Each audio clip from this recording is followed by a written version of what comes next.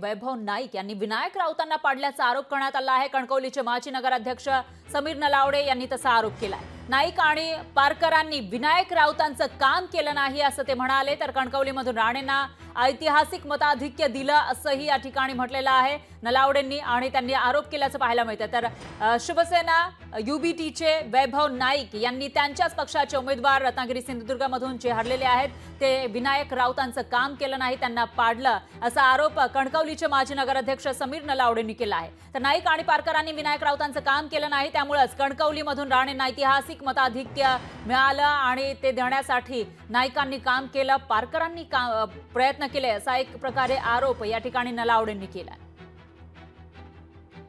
पारकरांनी नाईक बंधूंना आव्हान दिलं होतं की सगळ्यात हायेस्ट मताधिक्य कणकवली शहरामध्ये विना तुम्ही आम्हाला चॅलेंज करा की राजकारण आम्ही सोडू म्हणून ते चॅलेंजला आले नाही। त्याच्यामुळे कदाचित त्यांनी ठरवलेलं होतं की ह्यावेळी राऊतांना पाडायचं म्हणजे ह्या लोकांनी ठरवलं होतं, त्यांनी तसं काम केलं। कुडामध्ये सुद्धा तुम्ही बघितलं असेल की नाईकांनी ठरवलेलंच होतं की राऊतांना यावेळी 25-30 हजारचा खड्डा तिकडे पाडायचा आणि तसं त्यांनी काम केलं। आता ते कोणाच्या कॉन्टॅक्ट मध्ये होते, नाईक कोणाच्या कॉन्टॅक्ट मध्ये होते आपल्याला माहिती नाही।